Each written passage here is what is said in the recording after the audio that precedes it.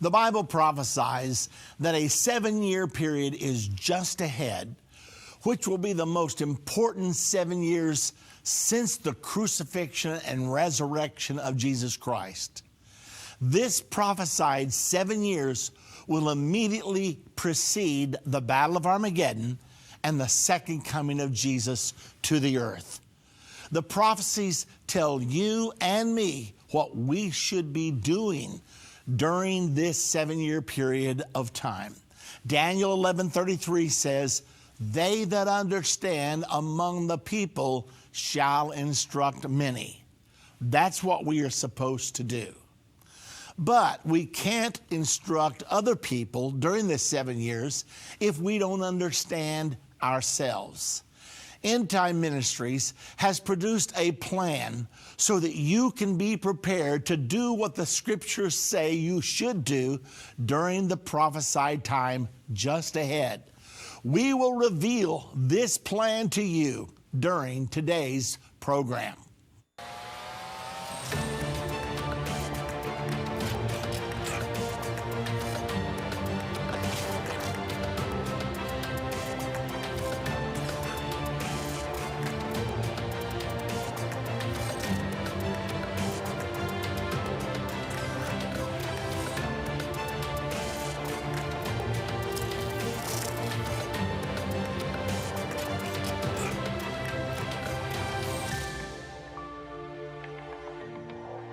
Well, ladies and gentlemen, I don't often have dreams from God. I suppose in my entire ministry of 53 years, maybe I've had 10 dreams that I felt certain were from God. One of them happened just a few months ago. Now, the prophecy in the Bible states that the final 7 years will begin when a peace agreement is reached between Israel and the Palestinians. President Trump and his Middle East peace team have put together a comprehensive plan to finally bring peace to the Middle East. President Trump calls his plan the deal of the century. A few months ago, I dreamed that the prophesied peace agreement had just been signed. In my dream, people were standing around me like they were almost paralyzed, bewildered, not knowing what to do. They understood that the final 7 years to Armageddon and the second coming of Jesus to earth had just begun, but they didn't know what they should do. I awoke from my dream at about 5 o'clock in the morning. I felt God spoke to me saying, "What you just dreamed is getting ready to happen. The peace agreement is soon going to be signed, but people are not prepared. They are not going to know what to do." I went to prayer that morning and I asked God what we should do. I felt that God spoke to my heart that day saying, "You already have everything in place that you need for people to prepare themselves. I've been preparing you for some time now." Now, over several years, End Time Ministries has founded the Jerusalem Prophecy College online. The college consists of 11 courses or semesters containing a total of 153 lessons. All the lessons are taught by video, complete with outlines and quizzes. The entire college is automated so that anyone in the world can enroll. Anyone completing the curriculum of the college will know more about Bible prophecy and the final 7 years than 99% of the graduates from any theological seminary. While praying, I felt impressed to challenge 1,000 people to enroll and complete the Jerusalem Prophecy College as soon as possible. If we can have 1,000 people educated and trained to appear on talk shows, write letters to the editor, interact on social media, educate their families, their friends, their neighbors, their co-workers, and church members, those 1,000 people will be able to fulfill Daniel 11:33, which is written for this time just ahead. They that understand among the people shall instruct many. I immediately presented this plan to End Times Partner Base and our radio audience. Within 3 months, 1,000 people enrolled in the Jerusalem Prophecy College. As of September the 8th, 2018, 1,963 people have enrolled. We are so thankful and excited for this incredible response. However, the goal is not to just enroll, but to complete the entire curriculum of the college. As of today, 42 people have already graduated from Jerusalem Prophecy College. This has been accomplished in the short time since we launched the End Time 1000 just 9 months ago. 259 students are already halfway through the curriculum. Congratulations to all of you. Keep going. Now I want to talk to you about something else, because the time has come for a new goal. There are presently 7.5 billion people on earth. Can we really expect just 1,000 individuals to reach every person on earth with the understanding of the end time? Jesus said in Matthew 24:14, "And this gospel of the kingdom shall be preached in all the world for a witness unto all nations, and then shall the end come." Since we now have 1,963 enrolled in the Jerusalem Prophecy College, we believe we should set a new goal. We believe we can have 5,000 students enrolled in JPC by December 31st of this year, 2018. Won't that be tremendous? We want you to be part of the End Time 5,000. By enrolling and completing the JPC curriculum, you will qualify yourself to be among those that fulfill Daniel 11:33 in the times just ahead. They that understand among the people shall instruct many. If you would like to be a part of the End Time 5,000, simply go to JerusalemProphecyCollege.com, register, enroll in your first course. Now, I want to urge you personally to get started today. Time is of essence. There is a small donation per course so that we can maintain the college. Most colleges charge hundreds of dollars per semester, if not thousands. We have kept our cost as low as possible because we want every person to be able to enroll. The fee for each course is only $59. Now, don't be fooled by the low cost. The education you will receive from JPC will be more valuable than a degree from Harvard or Yale. I'm serious. The education you will receive from JPC is not available anywhere else in the world. So, get started today. Prophetic fulfillments are advancing rapidly, so there's no time to waste. How close are we to the prophesied peace agreement being signed? Many U.S. presidents have invested much time and effort in achieving peace between Israel and the Palestinians. Presidents Carter, Clinton, Bush, Obama have all attempted to negotiate an end to the 70-year-old conflict. All have failed. Before his election, Donald Trump said the number one goal of his presidency would be to negotiate a deal between Israel and the Palestinians. Trump wrote a book several years ago called The Art of the Deal. He prides himself in making deals that others have not been able to make. Trump said about a Middle East peace agreement, "That's the deal that can't be done. I don't know whether I could do it or not, but I would like to try.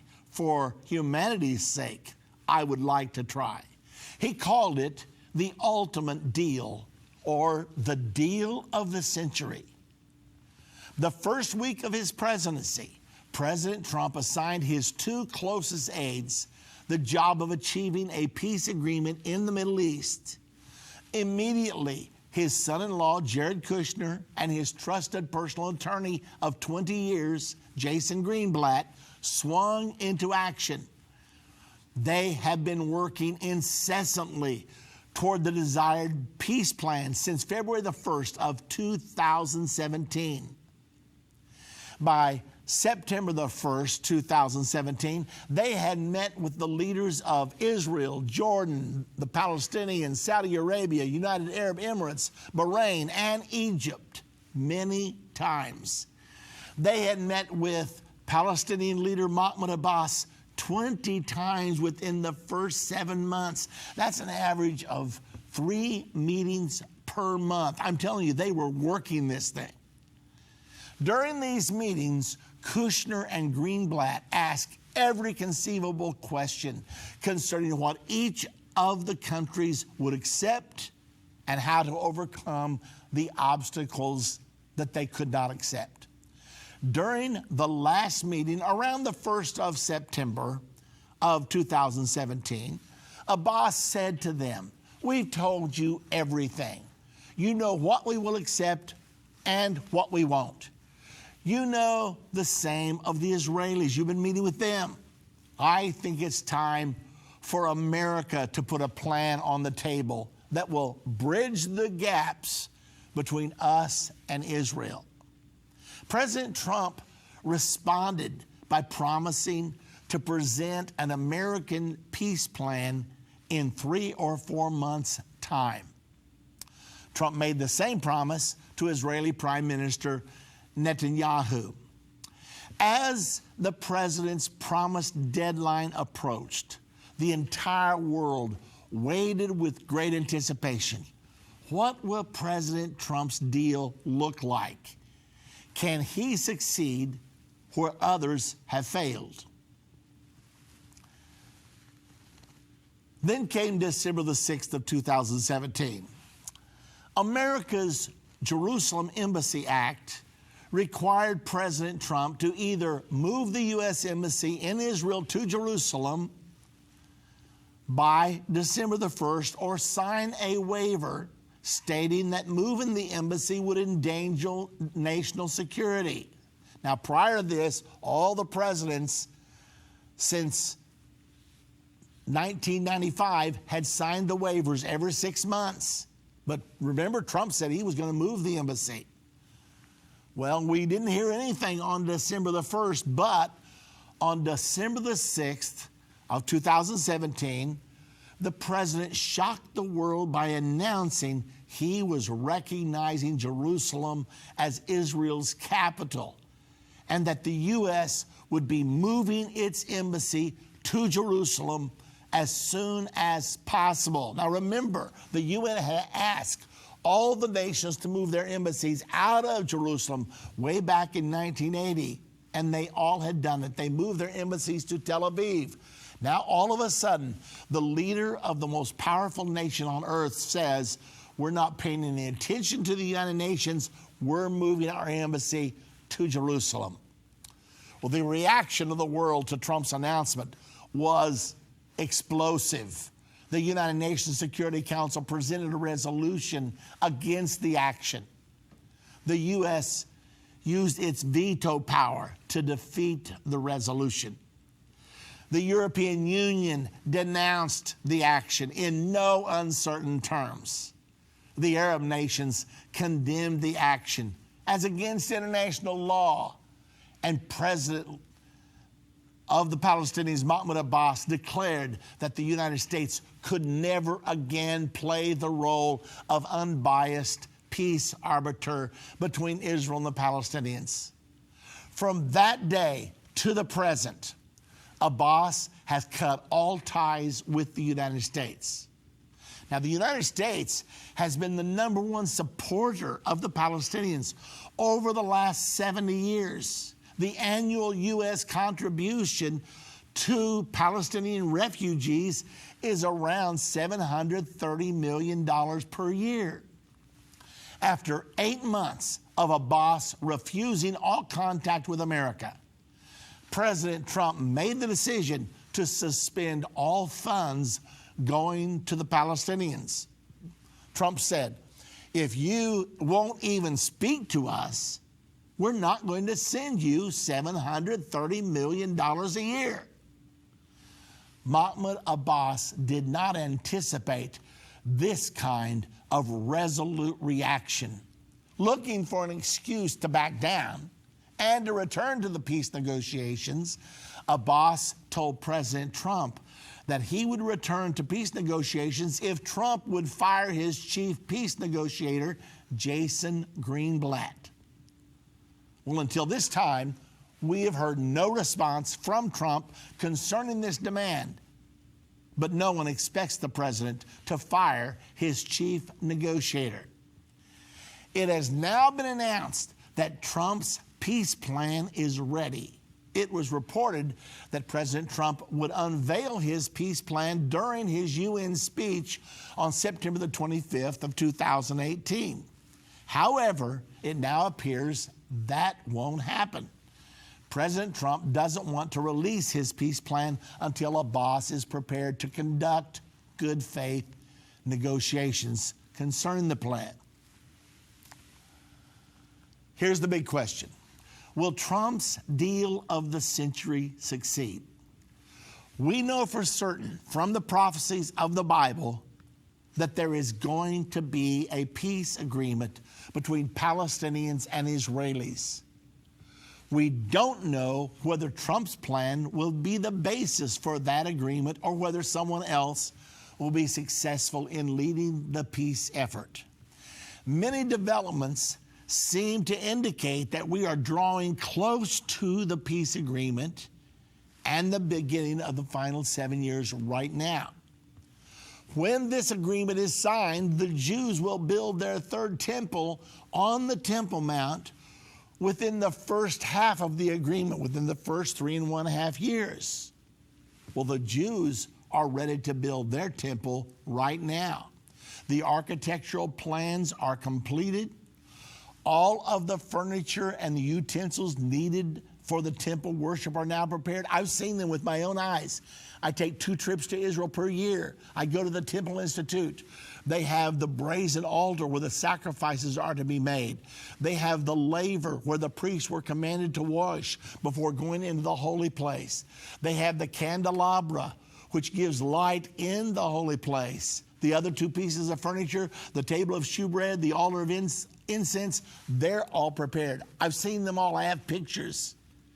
And as of the end of November of 2013, they now have the Ark of the Covenant. Ladies and gentlemen, I'm telling you, they are prepared to build their temple. They do have one thing left to go. Israel recently announced that a qualified red heifer had been born in Israel. Israel needs this red heifer to cleanse the Jewish people from having contact with death. In Numbers chapter number 19, the entire chapter is devoted to what must happen to the Jewish people to cleanse them from contact with a dead body. If they've ever been through a cemetery, if they've ever visited a funeral home, if they've ever been in a house where someone died, if they've ever stopped by an automobile accident where someone was killed, if they've ever in any way come in contact with death, they are considered ritually impure. The only thing given in the Old Testament law to cleanse this situation is a red heifer of the 3rd year without blemish. Well, they've been looking for one for the last 2,000 years. They've only had 9 of them in Israel's history. But they think they now have one. Why is this so important? Because Numbers 19 tells them that if you have not been cleansed from contact with death, you are not allowed to go to the house of the Lord. And if you do, you are to be excommunicated, separated out from the Jewish people. So that's the reason the Jewish people are so fervently attempting to get this red heifer. Everything else is ready. Only this calf, which they announced just a couple of weeks ago, had been born. And the rabbis visited the pen where the calf is being held, and they examined it carefully, and they said, we think that this one qualifies for the red heifer, the first in 2,000 years. Now, Maimonides, the greatest Jewish teacher in 2,000 years, he lived 1,000 years ago, he stated that there will only be 10 heifers in the life of Israel. There had already been 9. He said when the 10th one comes, the Messiah will also come. All the prophecies indicate we're drawing close to the coming of the Messiah. That'll almost make your hair stand on end. So will a peace agreement be reached this year or next year? I can't tell you that for sure. I think it will, but I'm not certain.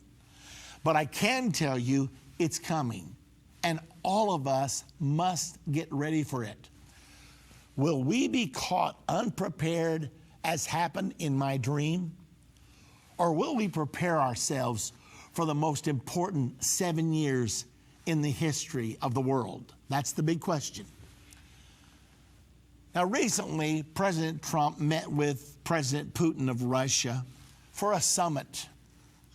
They worked on the conflict in Syria. It appears they almost got that one solved after 8 years of horrible civil war. However, Trump had another announcement he wanted to make at the press conference, but the press didn't want to hear anything about his future announcements. They wanted to know if he had condemned Putin for Russian interference in our elections, which the special counsel claims happened. So instead of having a triumphant summit, it ended up on a very sour note. However, during all of the back and forth between Trump and the press, I did notice President Trump said one thing: I'm inviting President Putin to come to the White House this fall. And at that summit, we're going to discuss the Middle East peace. We want peace in the Middle East. Well, it's interesting that that didn't even hit the press. It went right over the top. But I was listening to the press conference. I heard him say that. So Putin and Trump had worked together to get peace in Syria. It seems to be almost a done deal now.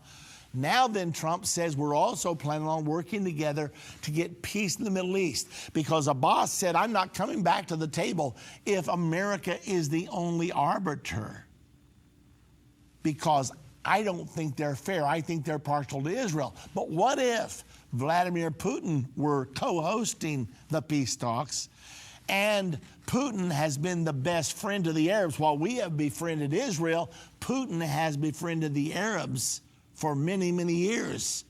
Would Abbas be willing to come to the table then?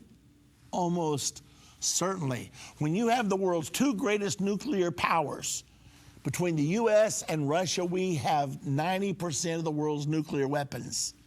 That's a lot of power. Could those 2 powers, if they work together, actually bring about a Middle East peace agreement? Now, ladies and gentlemen, it's coming. The only question is, how do we get from where we are today to there? Now, Mr. Kushner said there will be things in Trump's plan that neither side will like. Nikki Haley said just last week that she has read the plan. It's ready. And that is the most thorough plan for Middle East peace ever created. So, ladies and gentlemen, I want to say to you once again, if we wait until they sign the plan, we're going to be like people in Noah's day, waiting to build an ark until it starts raining. it will be too late. I am telling you that this is the most important crossroads we have been at in the world for the last 2,000 years since Jesus Christ himself was here on earth. So what am I asking you to join me to do? If you would like to be a part of the end time 5,000, I wish it were 100,000, but we've got to get to 5,000 first. I mean, we have got to impact this entire world. If you would like to be a part of the 5,000, simply go to JerusalemProphecyCollege.com, register, enroll in your first course, and get to work. Now, I'm urging you, get started today. Don't wait another day. Time is of essence. I mean, what if they sign this peace deal yet this year? It's going to be almost impossible for you to complete the course in 3 months. It takes longer than that. We're talking about 11 semesters of material. Okay. Now, there is a small donation per course. I don't want to surprise you, so that we can maintain the college. But it's so small, it's ridiculous. Most colleges charge hundreds of dollars per semester, if not thousands. We have kept our cost as low as possible because we want every person to be able to enroll. The fee is only $50 per course. Now, don't be fooled by the low cost. The education you will receive from the Jerusalem Prophecy College will be more valuable than a degree from Harvard or Yale. The education you will receive from JPC is not available anywhere else in the world. So get started today. Prophetic fulfillments are advancing rapidly, so there's no time to waste. One more time, I'm asking you to go to JerusalemProphecyCollege.com, register, and then enroll in your first course. God bless you. Let's do it together. It's so critical. It's so important. Move Mountains with Irvin Baxter, the new book by Irvin's grandson, provides 30 days of devotion that will enhance your connection to God and others. Authentic illustrations from early morning devotions at End Time will help you find your purpose and eliminate fears. Commit to taking this 30-day journey and experience real life change. Order this brand new book for only $14.99. Call 1-800-363-8463 or go to endtime.com/move. If ever people needed to hear the unvarnished truth, it is now.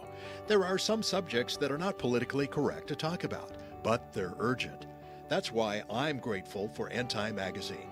If you're not a subscriber, you're missing information that will impact your life. End Time has a bi-monthly magazine that explains how current events are fulfilling Bible prophecy. You can get a 2-year subscription for only $29. You can also get a bulk subscription and pass them out to your church.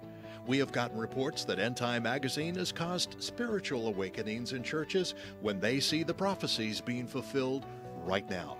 You can start your own ministry and leave them in doctor's offices, libraries, laundromats. You never know if you might be responsible for saving someone who is searching for the unvarnished truth. That's what the magazine has done in many lives. Call 1-800-END-TIME. That's 1-800-363-8463 and get your subscription today. If your station only carries the first 30 minutes of End of the Age, go to endtime.com and click the watch button to continue today's broadcast. You can also finish up later by clicking the archive button.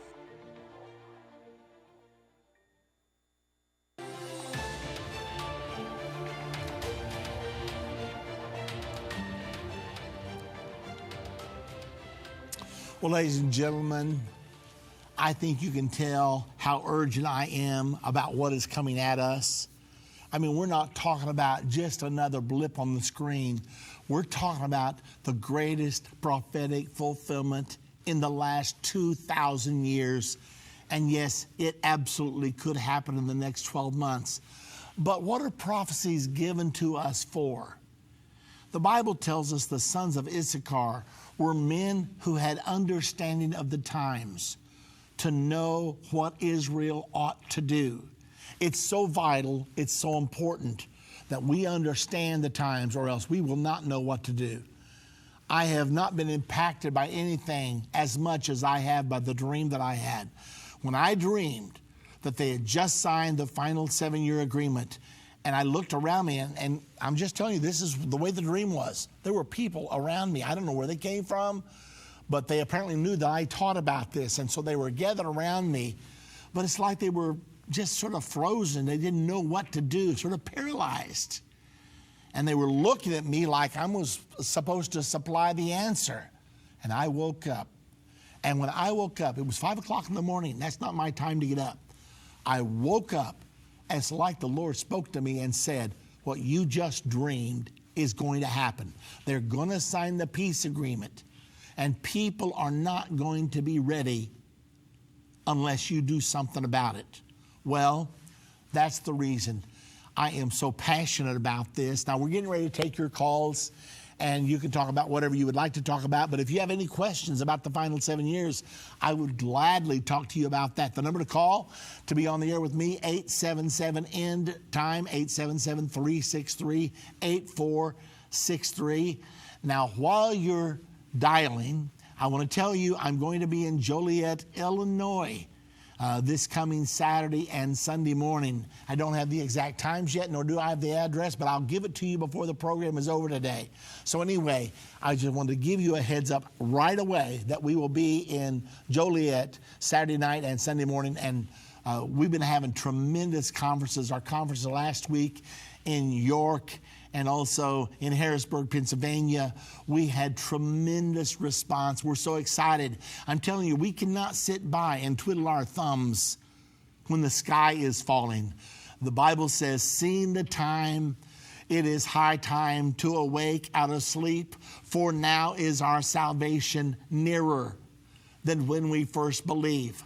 So it's so critical and so important that you and I can get ready for these things. It's the most important thing in all of our lives. I mean, if we miss the second coming of Jesus, we've missed everything. So I'm open for your questions today. You're welcome to call right now. I'm ready to take those questions, and we'll go right to the phones. David is calling from Wisconsin. Hello, David. Hey, Pastor. Thanks for your show. I really appreciate it. I have a question. In the fifth trumpet, do you think that's still in play? Yes, I think the fifth trumpet has already happened. I think the fifth trumpet was the Gulf War of 1991, and it states there that the sun and the air were darkened during that war, and that a locust came out of the smoke, but the locust had the breastplates of iron, the faces of men. Their stings were in their tails. The sound of their wings was the sounds of many chariots going to battle. And then it says in verse 11 of Revelation chapter number 9, and they had a king over them named Abaddon or Apollyon. If you look up both of those names, they mean in Arabic, they mean the destroyer. Well, the name for destroyer in Arabic is Saddam. So Saddam Hussein is the one that set the world's oil wells on fire, 700 of the most valuable oil wells in the world. And so I believe that that was the fifth trumpet. And now then, the next major event on the time clock will be either the signing of this agreement for the final 7 years, or it will be the sixth trumpet war, which is the war that kills 1/3 of mankind. Okay, that I got, and I'm right there with you. So like in verse 5, they were not given the power to kill them, but only torture them for 5 months. So I'm just wondering, is the trumpet still active, that fifth trumpet? I mean, could that 5 months, do you know what that 5 months is? Or could it be, if it's still in play, could that be an EMP attack? Well, I'm not positive about the answer to that particular question. I am sure about the prophecy because they didn't see the sun or the sky for 6 months in Kuwait at that time.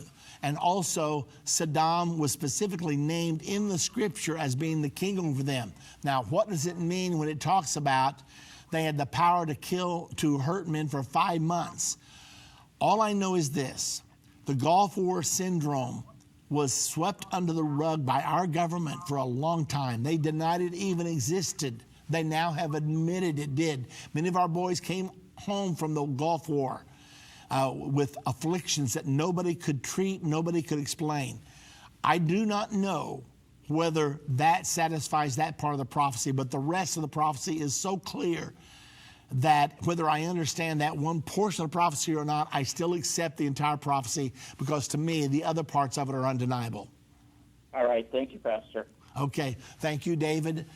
I wish that we knew every single nuance. We don't always, but sometimes we know enough that we can't deny it. And that's certainly the case concerning the fifth trumpet prophecy. All right, let's go now to Michael from Indiana. Hello, Michael. Oh, Pastor Baxter, how are you doing? I'm doing wonderful, thank you. Yes, what I was asking about is the scripture that talks about if it were possible that the very elect would be deceived. What is meant by the elect? Well, that means the very chosen, those people who are really serving God. And notice it says, if possible. It says, if possible, the very elect would be deceived, which implies it will not be possible.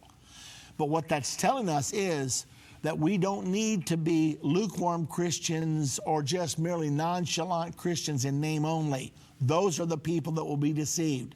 But the ones who will not be deceived are those who really know their Bible, like people who enroll in the Jerusalem Prophecy College. I mean, they're going to know their scriptures backwards and forwards, and they're not going to be fooled, because it's during this time that the Antichrist, the false prophet, will be doing many things to deceive people. And the Bible says all the world will wonder after them whose names are not written in the Lamb's Book of Life. So the Bible tells us at that time the false prophet will actually pull down fire from heaven in the sight of men. Now, if a person doesn't understand their Bible, that's going to be pretty persuasive. When you see the world's leading Christian wave his hand and pull down fire from heaven, people are going to weep, people are going to jump up and down, they're going to clap their hands, they're going to lift their hands, they're going to worship, and they're going to be convinced that here's a prophet that's come to lead them to the Messiah, the Antichrist. They'll think the Antichrist is the Messiah. So when those kind of miracles, fire being pulled down from heaven in the sight of men, when those kind of miracles are being performed by the false prophet, everybody except the very elect will be deceived. Thank you very much. Okay, you're most welcome, Michael.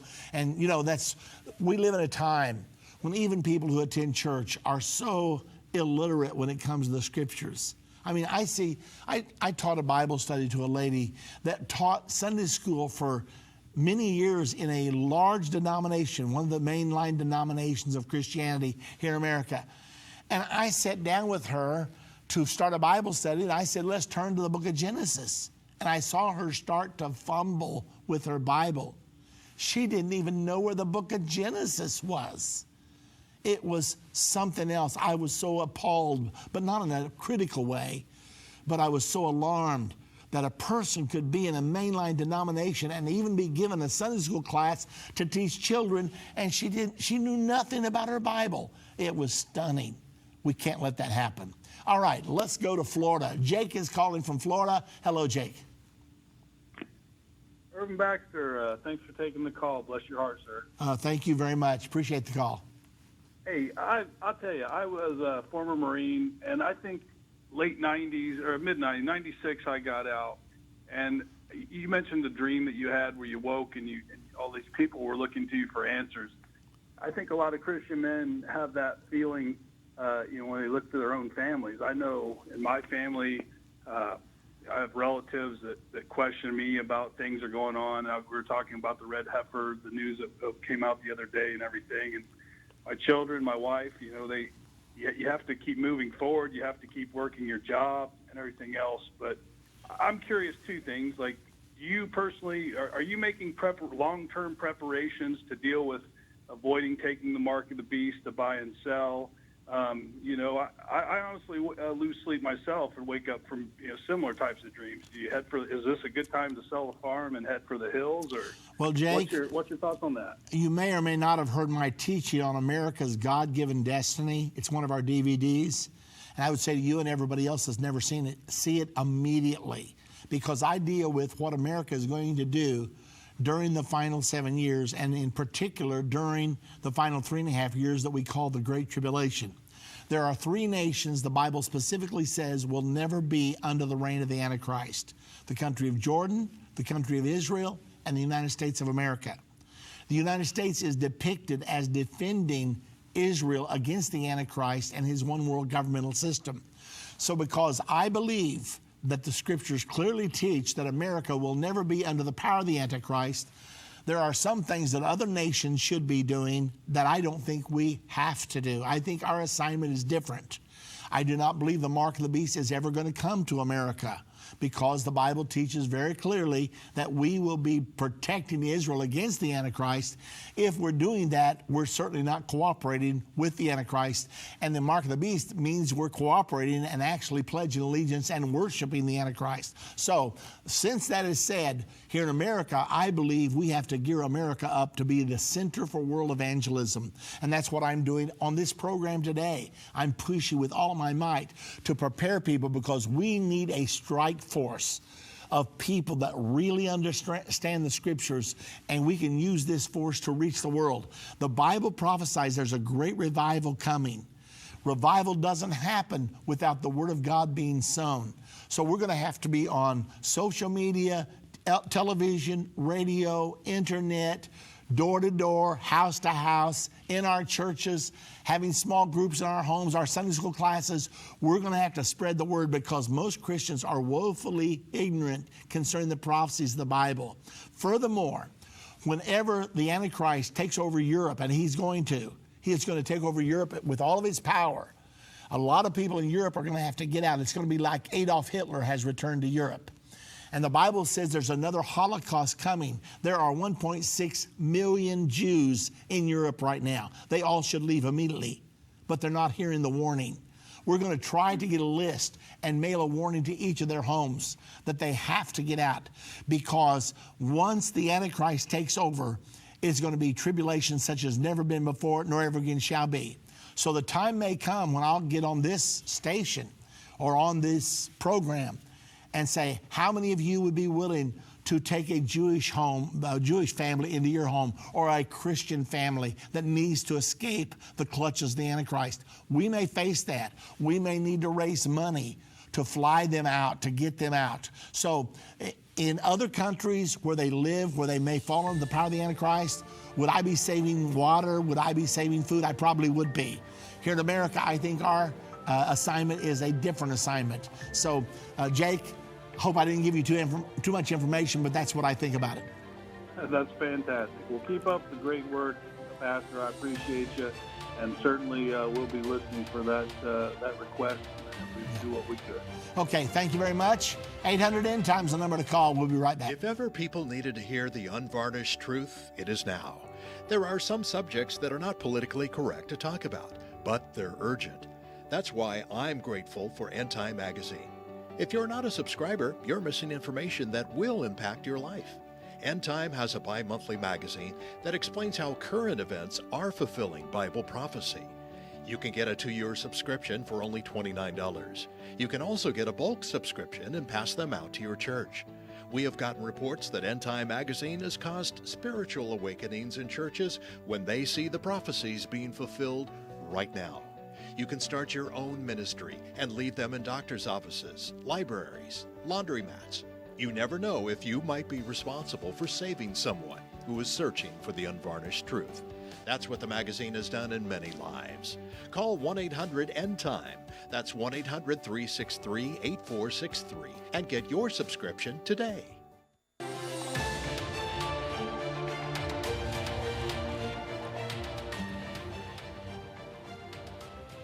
We're coming right back to the phones, and Melanie is calling from Pennsylvania. Hi, Melanie.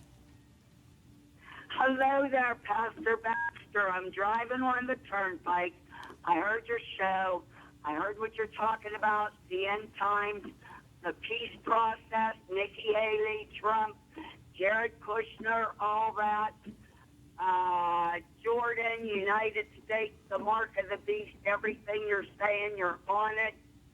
There are people in the United States that are prepared. We're Christians. We're on the next level. We're dressed for battle. I'm getting ready to launch Moms International, and you're right, we're having a mighty revival. Stay tuned. Well, Melody, thank you very much. And I would remind you and everyone else, the number one thing to do is what Jesus told us to do. He said, go ye therefore and teach all nations.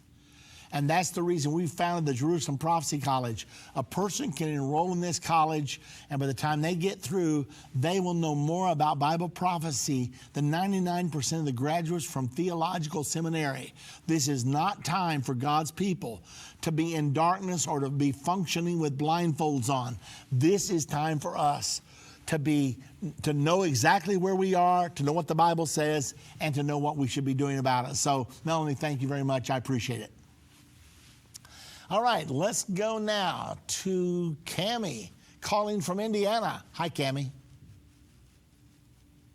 Hello. You're on the air. Hi, Mr. Baxter. I was just reading Daniel chapter 11 last night, and I'm just not sure about a couple of things. So I just want to ask you, who are the kings of the north and the south, and is this the Sixth Trumpet War or Armageddon, and how do you know? Well, Daniel 11 apparently covers a long amount of history. It talks about a continual struggle between the king of the north, the king of the south, and it goes through many kings of the north and many kings of the south. I have not been able to figure them all out through history. However, when you get to verse 20, from there on, it's easy to figure out. Because in verse 20, the king of the north is also called the prince of the covenant. And Daniel 9:27 says the Antichrist is the one that will confirm the covenant with many for a 7-year period. And then if you follow on down through there, it's obviously speaking about the Antichrist, because you get to verse 31, and he and his helpers will cause the sacrifice and oblation to stop, and for the overspreading of abomination. How do you know which king of the north and which king of the south are coming against the Antichrist? Well, we know the Antichrist, whoever the king of the north is at that point, he is the Antichrist. Okay. And the king of the south, who I do not know who that is, but the king of the south will be fighting against the Antichrist in the struggle of Daniel chapter 11, verse 20 through 45. Okay. And is this the Battle of Armageddon, or is this the Sixth Trumpet War? No, there in Daniel chapter 11, it says that tidings will come out of the east and out of the north. They shall trouble him, and he will go forth to utterly take away and destroy.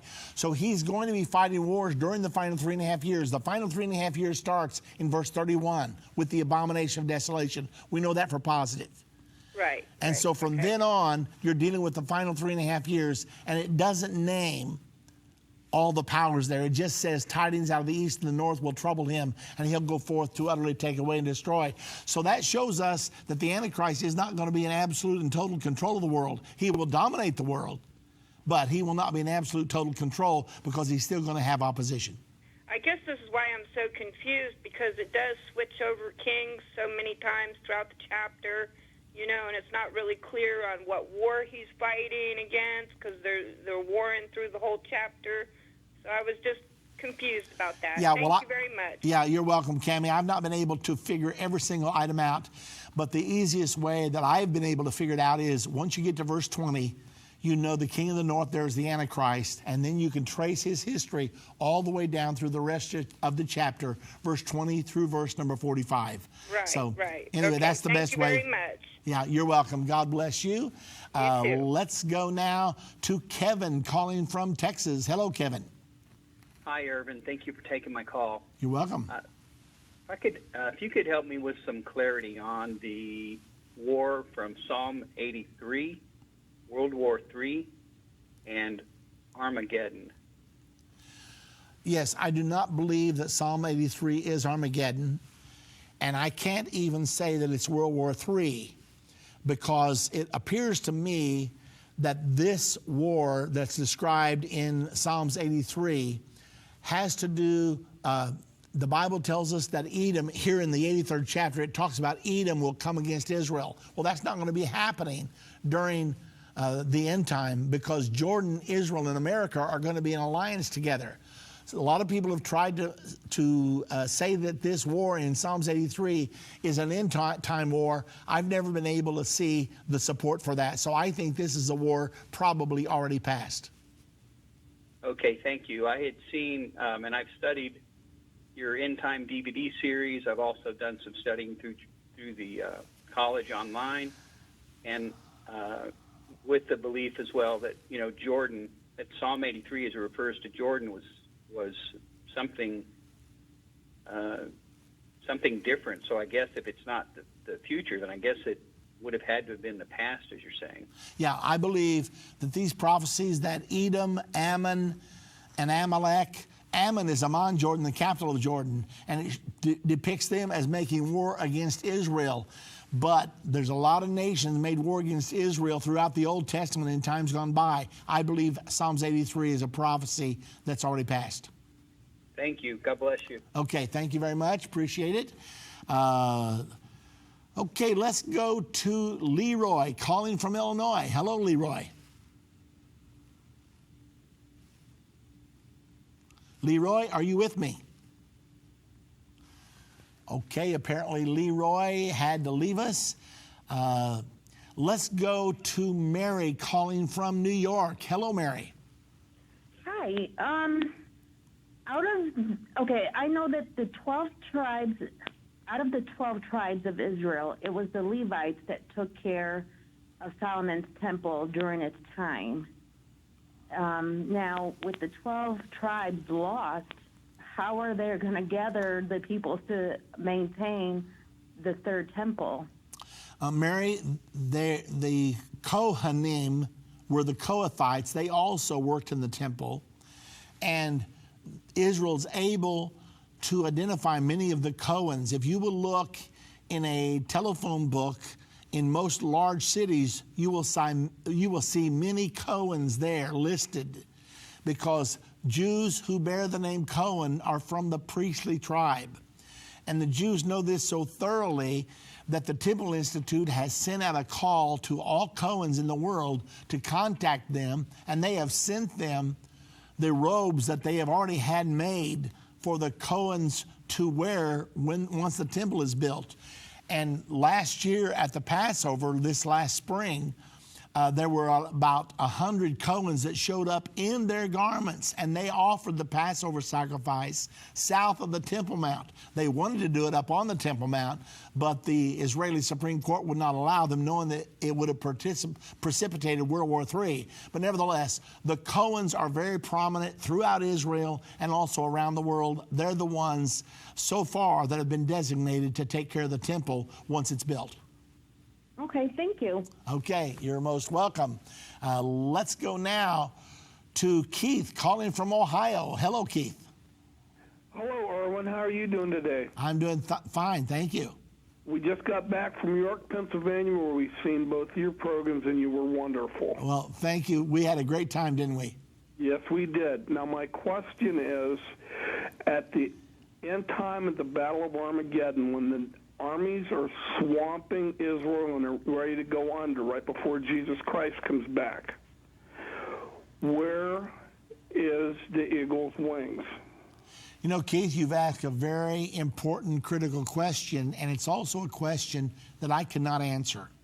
We know from Revelation 12:14 that the eagle protects Israel all during the Great Tribulation for 3.5 years. But when we see the picture of all nations coming against Jerusalem at Armageddon in Zechariah 14, verse 2 through 4, there's no mention of the eagle there. All it says is that half of Jerusalem goes into captivity. Now, here's a possible scenario. Perhaps after the Trump administration, someone else is elected that does not care for Israel. And perhaps this happens right before the Battle of Armageddon. And if there is a resolution passed at the United Nations against Israel, demanding that she withdraw from East Jerusalem and give that to the Palestinians, and if Israel refuses, then the United Nations will use that as a pretext to go down against Israel, and perhaps if our president is not for Israel at that time, perhaps we will do nothing about it. Or perhaps if they say, we will only take half of Jerusalem, East Jerusalem, back, the part that Israel invaded in the 1967 war, then perhaps the Israeli government, the American government will sit that out, because by then perhaps there's no veto power left. After World War III and after 2.5 billion die, there's a good chance they will revise the United Nations and abolish the veto power, blaming the presence of the veto power on the horrible war that just happened.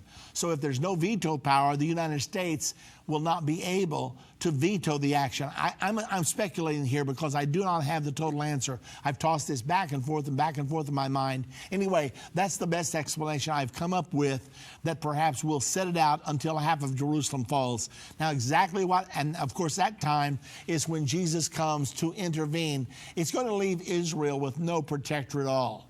And really, that's probably where Israel needs to be, so she'll have no one to turn to but God himself. Right. All of us need to be in that situation sometimes. And once they're in that situation, they'll cry out to him, and that's when he will come, and the United States or nobody else will get the credit for that. Jesus Christ will get the credit for it. Well, you have done such a wonderful job, and thank you for taking my call. God bless you. Okay, thank you, Keith. All right. All right, let me see. Do I have time for one more? Let's try one more real quick. Let's go now to James, calling from Texas. Hello, James. Praise the Lord, Irvin. I heard this last question, and I want to say it's because of the rapture. That's why that's why the United States can be one of the nations coming against Israel.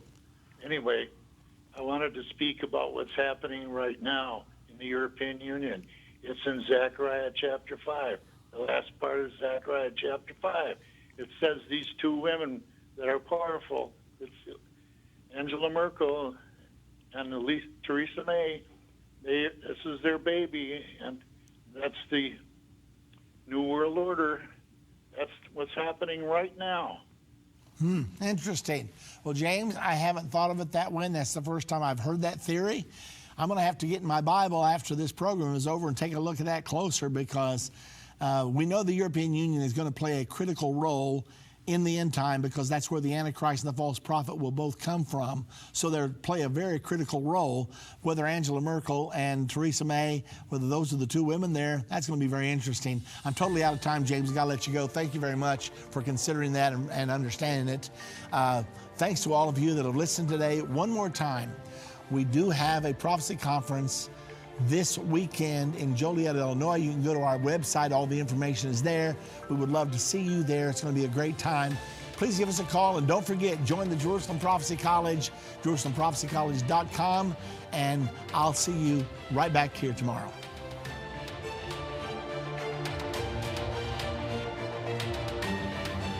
This has been End of the Age, brought to you by the faithful partners of End Time Ministries. If you're not currently a partner with End Time Ministries, or if you would like more information, we invite you to call us at 1-800-END-TIME. That's 1-800-363-8463, or visit us online at endtime.com. Thank you for watching. If you liked this video, subscribe to our YouTube channel and like our Facebook page.